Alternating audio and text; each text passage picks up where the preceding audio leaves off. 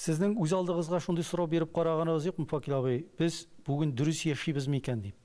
Менә бүгінгі күндә җәмгыятьтә агрессия үсә бара һәм бу тенденция дип әйтик, бу безнең җәмгыятькә Россиягә гына түгел, дөнья масштабына хас күренеш. Нәрсә бу? Бу нилектән шулай бу? Менә ни өчен агрессия үсә? Чөнки кыйммәтләр алышында бит. Элек Советлар Союз системасы бар чагында социаль ил иде бит. Һәм башка капиталистик илләрдә үзләрен шушы юнәлешнең тарафдарлары икәнен күрсәтү өчен социаль мәсьәләләрдә бик күп эшләр иде. Конкрет сүз белән түгел. Советлар Союзында да социаль мәсьәләләр бик күп эшләнде бит.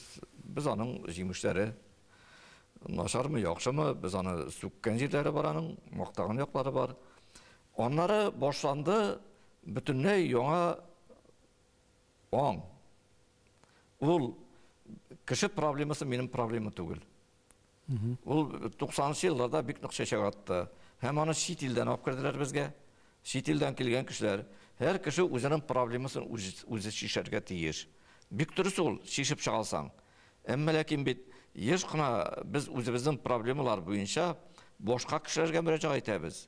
Ярдәм итүләрен сорап. Элек ул социализм чорында бик гади хәл ителә иде.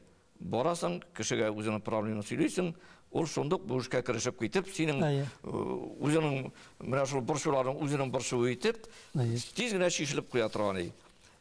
Монда сине тыңлап тора килгән кеше инде 90-нчы еллардан соң.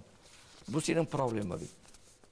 Хәтта син эш проблемасы буенча да кирсәң дә, ул аны эш хезмәт проблемасы, хезмәттә, мәсәлән, 15-20 кешенең кагылышлы бер ул кеше синең бу проблема белән шөгыльләнми. Шунлыкта ул аны булдыра алыр иде. Менә шуннан соң китте акча туплау, байлыкка омтылыш. Инде бу бик зур әйбер. Монда нәкъ теге сугышта әйтәләр бит әле, җиңү өчен bütün чараларны да кулланырга кирәк дип. Макиавелли тарафдарлары. Байлык туплауда bütün чараларны кулланырга мөмкин дигән әйбер. Кеше проблемасы сине бөтенләй кызыксындырмый. Һәм ул һөҗүмчән, агрессия менә шуннан килеп туа.